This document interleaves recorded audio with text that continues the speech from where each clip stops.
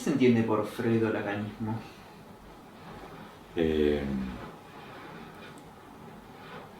Acabo de publicar un artículo. Para mí, o sea, ¿qué entiendo yo por freudo-lacanismo? Para mí es la operación, que ya lleva 40 años de duración, de quitarlo a Lacan de una posición de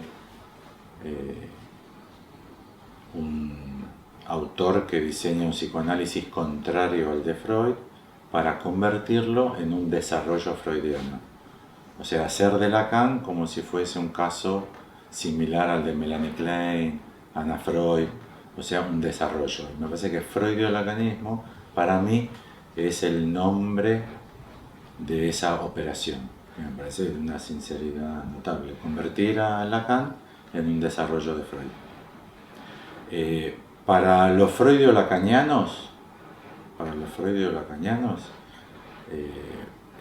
freudio-lacaniano quiere decir que estudian a Lacan sin perder una fidelidad a Freud, en fidelidad con Freud.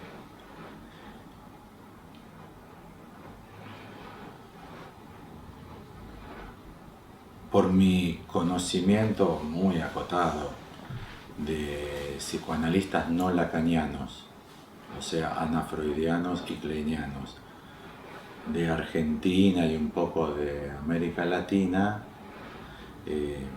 que no son freudo-lacanianos, no se llaman freudo-lacanianos, se llaman kleinianos, freudianos en general, a sí mismos, para tipificar su forma de posicionarse en el psicoanálisis. Mi impresión es que la teoría que manejan es freudo-lacaniana igual. O sea que también tienen ese freudismo infectado de conceptos de Lacan desnaturalizados. Entonces, en vez de decir individuo psíquico, como se decía antes, dicen sujeto. Y en vez de hablar de la mamá, el papá y la familia, dicen otro. Y les gusta la palabra goce, claro, pues la palabra goce les encanta. Con lo cual todos son freudianos. Significante también. ¿Cómo? Significante también. Significante también, si una linda forma, les parece una forma culta de decir palabra. Una forma sofisticada de decir palabra. Y como ellos tienen una técnica de la palabra, no tienen problema en decir significante. Con lo cual, en realidad también, cuando leen a Lacan, tienen la sensación de que no entienden nada, pero entienden a Lacan, porque es más o menos lo mismo que Freud. Estuve rastreando el origen del término con mis recursos personales, o sea, recursos muy acotados, no hice una investigación. Y la primera referencia que encontré, la más antigua referencia que encontré, es de Mazzotta, de 1974. O sea, bien temprano, o sea, 45 años. Lacan vivo, activo y bien arriba de la espuma de su creatividad. Está en torno a las actas de fundación de la escuela freudiana, pero no me queda claro, está el texto de Mazzotta, no me queda claro en qué sentido lo utiliza. Si es un peligro, si es un destino, si habría que buscarlo, si habría que rechazarlo. Es muy escueto, es un texto muy escueto, pero ya está en 1974. Lacan en el 80 a mí me parece que propone un término mucho más conveniente, que es lacanoamericanos. Me parece que lacanoamericanos hubiese sido para la fundación de la Escuela Freudiana de Buenos Aires algo muchísimo más pertinente. Lacan lo produce en el 80. Pero digo, la aportación de los lacanoamericanos fue freudo-lacanianos, que quizás se sintieron imbuidos en el retorno a Freud, pero consideraron el retorno a Freud como volver a Freud, seguir siendo fieles al texto y al espíritu de la teoría freudiana.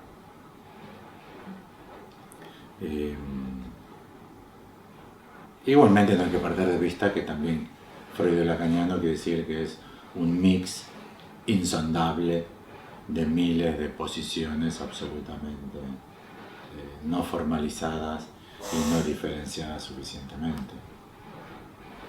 O sea que cualquier cosa sería freudo-lacaniano. Hay psiquiatras freudo-lacanianos, hay psicólogos, psicoanalistas, pero que tienen una actitud psiquiátrica, una actitud de psicólogos, de que ya saben cómo son los niños, cómo es el niño moderno, cómo hay que educarlos,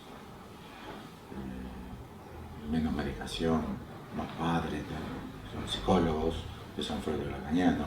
Con lo cual, además, que es una ventaja del programa de investigación. El programa de investigación intenta hacer explícita la posición de Apolla, porque entendemos que si uno hace explícito el conjunto de diferencias, se sabe mejor y se entiende mejor.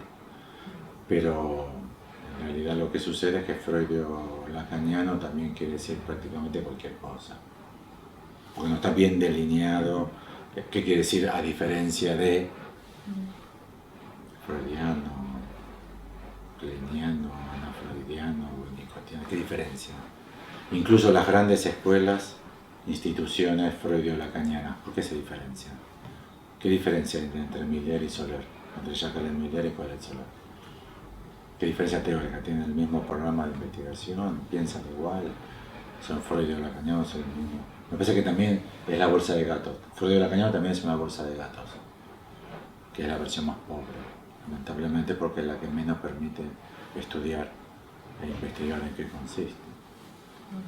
Pero es muy, muy temprano y en vía de Lacan. Sí. No sé si lo acuñó Mazota o si él lo tomó de otro. Ojalá a partir de esta entrevista alguien se entusiasme en hacer una investigación un poquito más seria, historiográfica, pero bueno, que quizás nos permita ir precisando más de qué se trata en aquello que nosotros estamos intentando producir una diferencia. Pero si uno quiere producir una diferencia respecto a un conjunto, la mejor forma es coherentizar la diferencia en función de conocer muy bien el conjunto de lo que uno quiere tomar como diferencia. Absolutamente. Bueno, ¿hay que dejar de estudiar a Freud? ¿A vos?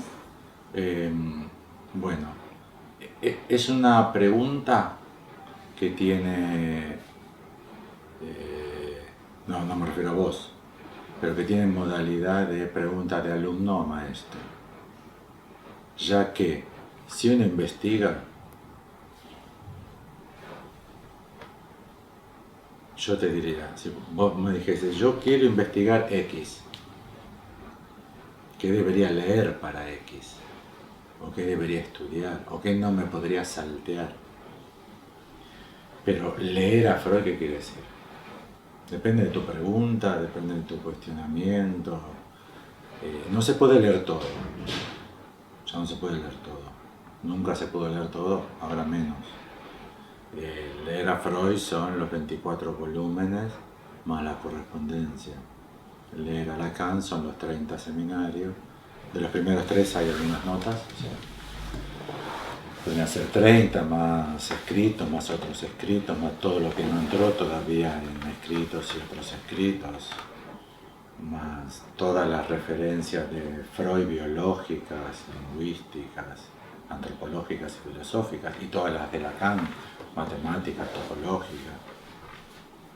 Eso no se puede leer seriamente, más los 25 seminarios de Miller y sus 50 libros. Nadie puede decir yo he leído eso. Con lo cual todo investigador, es una regla clave de la investigación. Todo investigador tiene que tener una pregunta clara, habría que decirlo en términos cartesianos, clara y distinta, una pregunta clara y distinta, y a su vez, una vez que tiene la pregunta, decir, bueno, ¿a qué campo refiere? ¿Y qué requiero yo tomar en cuenta para operar de una manera racional sobre mi pregunta? La constitución del campo fundamentalmente es dejar afuera todo aquello que no me es imperioso, ya que todo no puedo leer. Los psicoanalistas hablan mucho de castración, pero en general no la aplican. En general, los que más dan cursos sobre castración, los psicoanalistas de la castración, se propone como que leyeron todo y que saben todo. Serían analistas con 3 falos uno acá y otro acá, con 3 falos que hablan de la castración. O sea, es que no se investiga. Y cualquiera sabe que para tener una tesis y realizarla, lo crucial es dejar afuera todo lo que no sea imperioso, porque si no vas a tener que estar 100, 200, 300 años leyendo, más el problema de todo lo que se publica en esos 200, 300. Entonces es irrealizable. Incluso hoy un proyecto como el de Foucault es irrealizable, porque la proliferación de publicaciones se convierte en un campo imposible de cursar. Se publican más o menos 100.000 libros por día. ¿Por día? Sí. En el mundo se publican 100.000 libros por día. Entonces, ¿hay que leer o no hay que leer? Esa es una mala pregunta, es una pregunta religiosa. No hay que nada. Obligatorio no hay nada. El asunto es, ¿cuál es tu pregunta? Podría ser que al inicio sea qué es ser psicoanalista, qué es ser psicoanálisis, cómo se ejerce. Podría ser las preguntas más generales, digo, ¿no? Y para eso uno tendría que leer efectivamente algunos textos de Freud seleccionados, como de Emiliano Klein, de Anna Freud, de Miller, de Lacan. Pero en el sentido de hay que leer, no. O sea, el investigador no tiene nada obligado, tiene seriedad en su procedimiento. Podría ser que con el avance del tiempo, cada vez más, si uno tiene bien logrado tener a Lacan sin Freud, cada vez más se lea menos a Freud, porque quede desactualizado, quede solo como recurso histórico. Podría suceder que no sea como la Torá o el Corán, que se lo sigue leyendo como el primer día. Podría suceder que como en tantas disciplinas se convierta en un actor tan desactualizado que ya sea poco reutilizable, salvo para un trabajo histórico, si es que uno tiene bien recuperado a Lacan.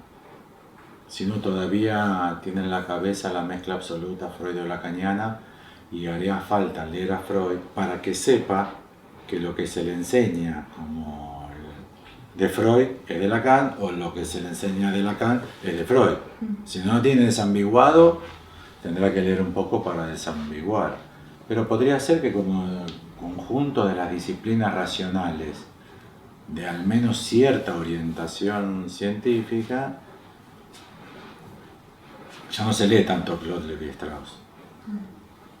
Hay autores muy interesantes que lo han superado en tantas investigaciones, con tantos recursos, y cada vez más quede para investigaciones históricas.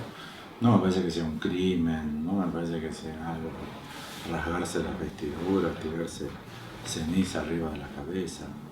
Obviamente está tremendamente desactualizado Freud. Feminismo, discusión de género, cuestiones ideológicas como los pueblos primitivos. Freud trabaja con la idea de pueblos primitivos. El pueblo primitivo, para Freud, los niños, las mujeres, los locos y los pueblos primitivos se asemejan.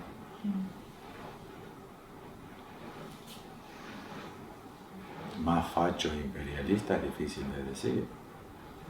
Más facho e imperialista es difícil de decir. ¿Quién podría decirlo? Donald Trump. ¿Quién puede decir una cosa así? Con lo cual, habrá que leerlo para recuperar a Lacan y saber qué dijo Freud y qué dijo Lacan. La pulsión de muerte de Freud no tiene nada que ver con el jouissance de Lacan, nada que ver. Pero si uno todavía lo tiene confundido, está bueno que lea un poco en Lacan qué es, y que lea un poco en Freud para descubrir las antípodas. Me imagino que si uno ha logrado ya eso, será poco lo que leerá de Freud, salvo una referencia histórica, discursiva para empezar un paper, y se desactualizará. Lo que yo decía al comienzo de esta entrevista del fenómeno Freud es increíble cómo perdura. Después de 125 años, es increíble cómo perdura el proyecto de psicología para neurólogos. Es increíble, a mi entender. Pero bueno, está el fenómeno Freud, y está el autor científico Freud. Me imagino que el autor científico Freud, si uno recupera el atraso del psicoanálisis, quedará más como una referencia histórica. Es un clásico. Es un clásico. Ya es un clásico. Es un clásico. Hace mucho que es un clásico. Es mucho más que un clásico, es el fenómeno que yo digo. Pero siendo un clásico, quedará como la lectura de los clásicos. No hay que desesperar, pero bueno, no se lee todo el día Shakespeare. Muchos que son muy buenos lectores tienen 4 o 5 obras bien localizadas, los personajes pues son discursivos. Pero bueno, hoy si uno quiere leer literatura, ¿qué va a decir? ¿Y vos qué estás leyendo? O le pregunta a alguien para sacar los bestsellers del año. Shakespeare, ya está. En lugar de clásico, se vuelve siempre a los clásicos en teatro, en música. Una disciplina de ambición racional, científica, que se enseña en las universidades, quedará como un capítulo de la historia, me imagino. Que no debiera ser poco. Que no es poco y que me parece que hay atraso en que se convierta en histórico. También. Ese atraso es por lo cual las feministas nos atacan, porque no quedó como historia, quedó como actualidad. Entonces las feministas hoy nos atacan. Y uno dice, pero citan a Freud de 1911. Y ella podría decir, pero ustedes lo sostienen. Ustedes también lo citan. Claro, ustedes lo citan y lo sostienen. Nosotros lo citamos y lo criticamos. Es por la perduración, porque si fuese un personaje histórico, ¿ustedes creen que las feministas lucharían contra Schopenhauer? Uno podría decirle, ya está, ya pasó, Hitler ya pasó. Bueno, el nazismo está volviendo con un entusiasmo que atemoriza tremendamente, pero está volviendo el nazismo en un nivel que atemoriza, a pesar de lo cual, pero bueno, el freudiolacanismo es una de las formas que adquirió la perduración atemporal de las ideas de Freud. Es un fenómeno rarísimo. Es un fenómeno rarísimo. Con lo cual, no hay que dejar de leerlo en el mismo sentido que no hay que leerlo. Todo depende de cuál es tu investigación, qué estás estudiando, cuáles son tus preguntas. ¿Qué es el psicoanálisis? Bueno, ahí tendrías una versión muy antigua, muy primera. Es como querer resolver qué es física preguntándole a Aristóteles. Un clásico. De hecho, hay autores, filósofos contemporáneos que dicen que todos somos aristotélicos. O sea, que creemos que la realidad está constituida en función de la... Bárbara Kazan sostiene eso. Que salvo Lacan, todo el mundo, Freud, es aristotélico porque cree que la realidad está constituida tal como la pensó Aristóteles hace 2400 años. Pero si uno quisiese decir qué es la física, tendría un capitulito, ¿no? De los filósofos griegos físicos, físico-filósofos, qué sé yo, harían hincapié tremendo en Aristóteles, serían las primeras 6 páginas del libro, que teniendo 500 páginas, las últimas 100 serían física cuántica, y las anteúltimas 50 sería física relativista, y antes sería teoría de campo, y antes serían las 50 páginas de Newton, y Aristóteles quedaría en la puntita de ahí. En qué física nadie se lo va a saltear, pero van a ser 4 páginas del inicio, porque la cosa ha evolucionado tanto que sus teorías son impracticables. Pero es bueno conocerlas al menos en su espíritu para ver si todavía nos infectan en alguna cuestión. Si nos atemorizamos tanto de que 2 hombres tengan un hijo, o nos atemorizamos tanto de que 2 mujeres tengan un hijo, quizás sea porque perdura todavía ciertas ideas freudianas. Entonces, estaría bueno verlas ahí, ya que como ese modelo cayó, no se podría dar cuenta, no, lo que pasa es que perdura en mí. ¿Y qué otra manera se puede pensar la familia? Ah, bueno. Entonces la pregunta es cómo se piensa la familia. Tenés a Freud, tenés a Melanie Klein desde el psicoanálisis, tenés a Lacan, y tienes todas las teorías después de Lacan, que son el freudiolacanismo, que piensan como Freud. Entonces está bueno conocerlo para darse cuenta que... Pero es una pregunta solo por el acontecimiento. Freud jamás, ningún estudiante de física preguntaría, ¿hay que leer Newton? Y el profesor le diría, mira, si te interesa, qué sé yo, algo de ahí. salvo que tu tesis sea histórica. Si es histórica no te lo puedes saltear, es un capítulo central. Si es religioso, hay que leerlo. A mí hay muchas conferencias que propongo en ambientes no de apola, que propongo desambiguar, sin decir desambiguar, pero distinguir Freud de Lacan. Muchos me dicen, pero entonces no se leería más Freud, con voz así un poco enojada. Claro. Y otros más amigos míos, más bajitos, cuando vamos a comer algo después de la conferencia, me miran a los ojos y me dicen, de verdad estoy contando, no estoy inventando. Me dicen, ¿y qué hacemos con Freud? Y yo le digo, ¿pero por qué? ¿Hay algo que hacer? Déjalo tranquilo allí donde está, ¿sí? Ya está. Si es un clásico. El problema que tenemos no es ese, ya es un clásico. Se piensa con Freud. Todos somos aristotélicos freudianos, le diría Bárbara Casano. Las feministas son muy freudianas las que lo atacan. Les puedo traer ejemplos. El asunto es más bien cómo hacemos para que no quede en el olvido la revolución propuesta por Lacan, que es muy interesante. Es muy interesante para pensar problemas actuales. Y quizás nos habilite a un futuro de un tercer autor, un cuarto autor, un quinto autor, que sería la vitalidad del psicoanálisis.